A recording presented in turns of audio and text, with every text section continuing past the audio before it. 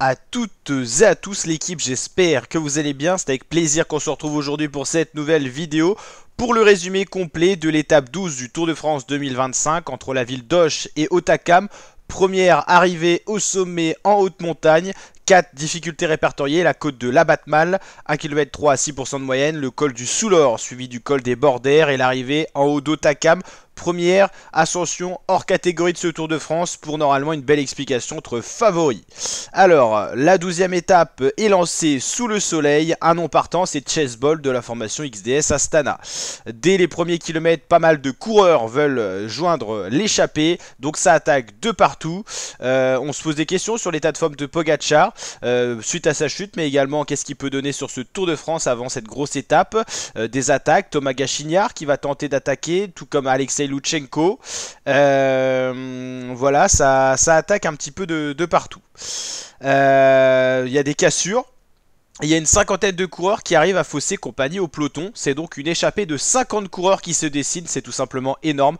47 coureurs dans cette échappée. On peut citer quelques-uns de ces coureurs, notamment les principaux grimpeurs, Buitrago, Lenny Martinez, le maillot de meilleur grimpeur, Guillaume Martin-Guillonnet, Carlos Rodriguez pour la Ineos, Michael Woods, Michael Storer, Ben O'Connor, Skelmose, Tobias Foss, Aronsman, Van Der Poel, Julien Lafilippe, Valentin Madouas, Aurélien Paré-Pinte, Roméo, Castrillo, Vlasov et donc plein d'autres, vous l'avez compris, ça en fait beaucoup.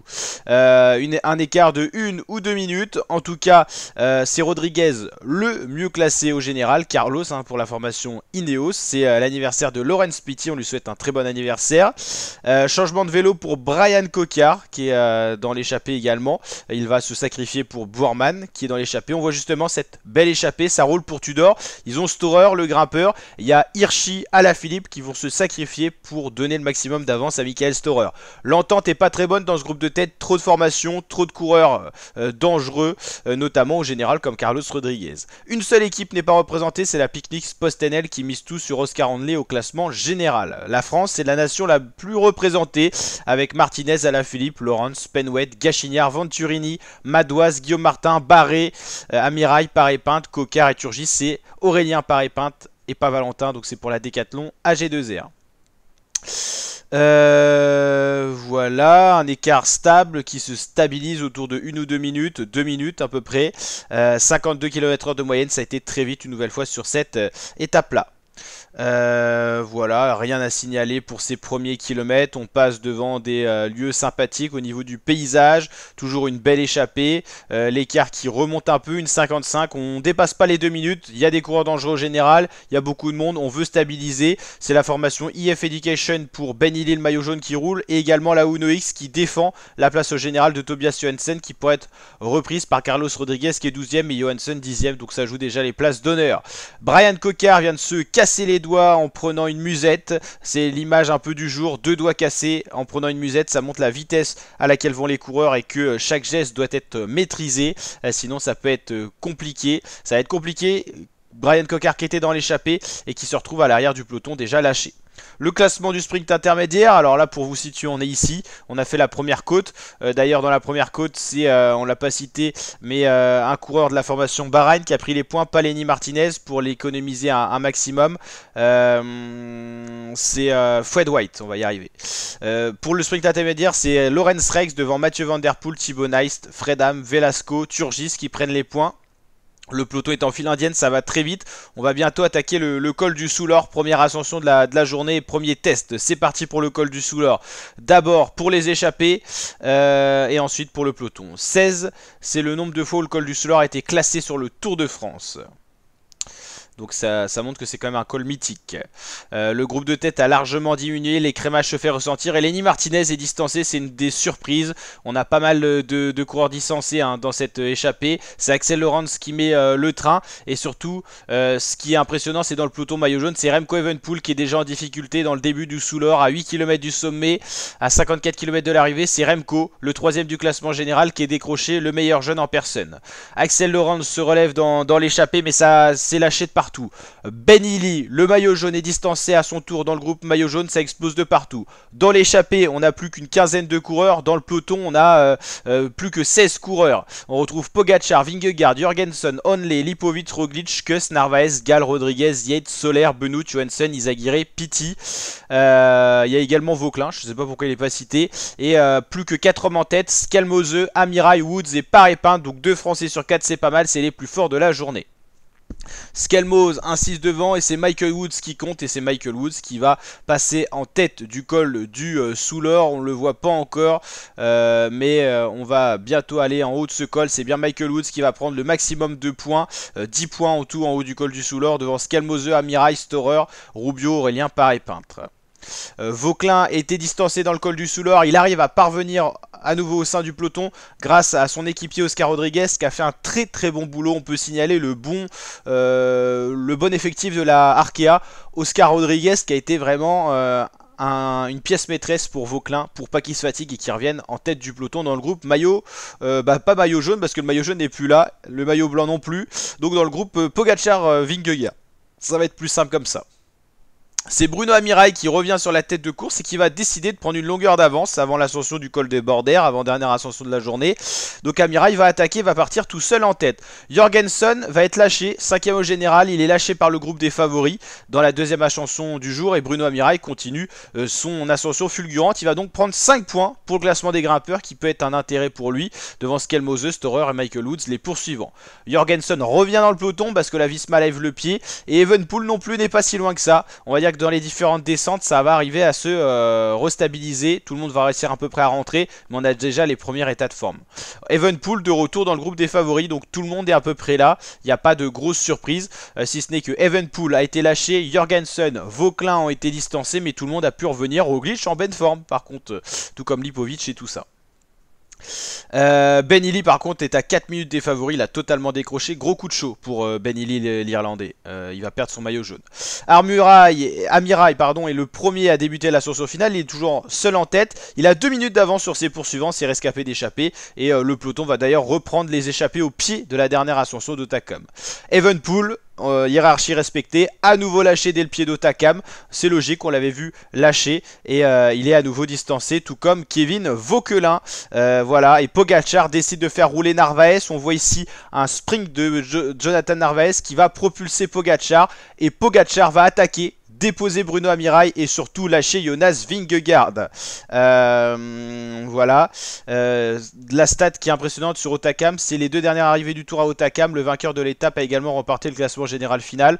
Nibali en 2024 et Vingegaard en 2022. Pogacar a donc lâché Vingegaard, il est parti seul en tête, a repris le dernier homme rescapé de l'échappée, Bruno Amirail. Pogacar a mis déjà 29 secondes à Vingegaard à 9 km de l'arrivée.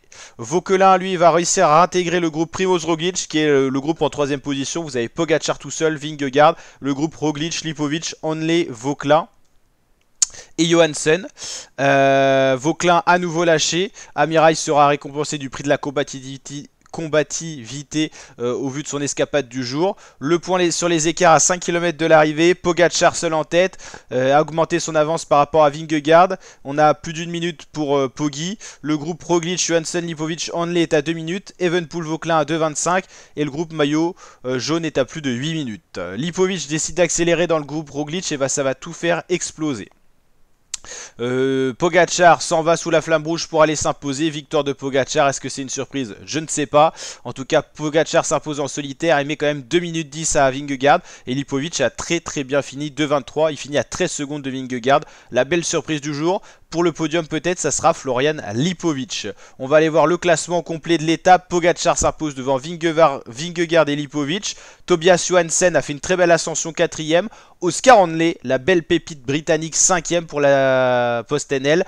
Kevin Vauquelin, premier français, 6ème. Il a bien limité la casse, lâché à plusieurs reprises. Il va finir un tout petit peu avant Evenepoel, qui lui aura fait un beau tempo. Evenepoel qui est très régulier dans les montées, très agréable à suivre. Félix Gall, l'Autrichien 8ème, Roglic un peu décevant 9ème, Carlos Rodriguez qui était dans l'échappée heureusement 10ème, mais regardez l'écart qu'il a perdu sur Roglic, 3 minutes, ça monte un peu l'écart de niveau là entre le 9ème et le 10ème, de 4 à 7 minutes 26, il y a vraiment un écart. Rubio, Garcia Perna, Guillaume Martin, Higuita, Jorgensen, O'Connor, Amirail, Narvaez, Jordan Gega qui est encore un peu placé au général et Aurélien Paré-Pinte. Les écarts sont monstrueux. Au classement général, Pogacar reprend la tunique jaune à Benilly, Vingegaard est deuxième mais à 3 minutes 31 l'écart se creuse, c'est pas terminé encore.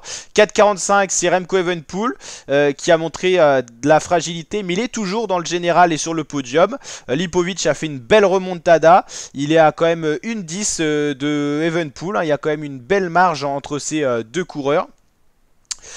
Kevin Vauquelin est 5ème, il reprend des places, celle de Benilly mais également celle de Jorgensen qui a totalement craqué. Oscar Handley c'est le principal danger pour Kevin Vauquelin, il y a 25 secondes entre les deux.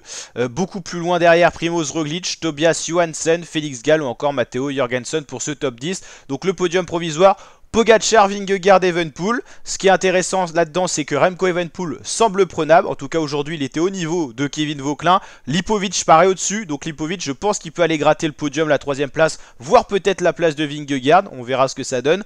Vauquelin, on ne sait pas encore ce que ça donne. Oscar Handley paraît un peu plus fort. Roglic, moins fort du coup. Johansson, un peu plus fort. Et Gall, Jorgensen, on verra s'ils ont un jour un peu mieux. Parce que là, c'était pas forcément un grand jour pour eux. Et voilà, on va voir la suite du classement. Allez, général, Benilly résiste quand même, mais bon, il a perdu beaucoup de temps. Carlos Rodriguez, Jordan Gega déjà à 18 minutes, mais 13ème tout de même. Guillaume Martin à 20 minutes, Henrik Mas, Narvaez, O'Connor, Skelmose, Rodriguez et Bourman. Donc voilà, hein, les écarts sont déjà très conséquents à 12 étapes. Maillot vert, c'est Jonathan Milan, ça bouge pas, mais Van Der Poel avec ses épopées en échappée revient petit à petit. Il y a quand même 60 points, faut doser. Et Pogacar avec toutes ses victoires d'étape est pas si loin que ça non plus. Meilleur grimpeur, là ça a bien chaviré. Lenny Martinez était meilleur grimpeur. C'est Pogacar qui va donc porter le maillot. Bon, Pogacar a le maillot jaune, donc Martinez portera le maillot par procuration. Attention au retour de Michael Woods. Benilly peut être encore classé. Bruno Amirail a montré de belles choses aussi. Le meilleur jeune, ça reste Remco Evenepoel, mais on l'a vu, il n'est pas forcément le plus fort en montagne. Attention à Lipovic qui a moins d'1 minute 49 secondes. Et Kevin Vauquelin à 55 secondes. Vauquelin, c'est vraiment notre pépite française. Heureusement qu'il est là. C'est le seul à jouer le général, en tout cas à être en capacité. La Visma, toujours meilleure équipe devant la UAE et devant la Arkea. Regardez cette équipe Arkea qui doit disparaître à la fin de saison parce qu'ils n'ont plus de partenaires. Ils sont 3ème du classement général par équipe. Est-ce que c'est pas beau ça? Une petite équipe avec un tout petit budget qui arrive à avoir un coureur 5ème au général, Kevin Vauquelin, et ils doivent avoir certainement d'autres coureurs pas si loin que ça. Carlos Rodriguez, non pardon, Christian Rodriguez qui a été très utile aujourd'hui pour Kevin Vauquelin. Est-ce qu'on va choper d'autres Arkea? Il n'y en a pas si loin que ça. S'ils sont 3ème au classement par équipe. On en avait un là, ouais, Garcia Pierna qui était pas si loin, qui était dans l'échappée. Voilà, et la prochaine étape qu'on va présenter bien sûr, ça sera une étape importante de montagne mais particulière, atypique en contre-la-montre. N'hésitez pas à liker si la vidéo vous a plu, vous abonner, partager. On se retrouve chaque jour pour la présentation d'étape et le résumé tous les jours, donc n'hésitez pas à vous abonner pour ce format en intégralité. On est de plus en plus nombreux et nombreux et on vous remercie pour ça. Ciao les fratés, portez-vous bien.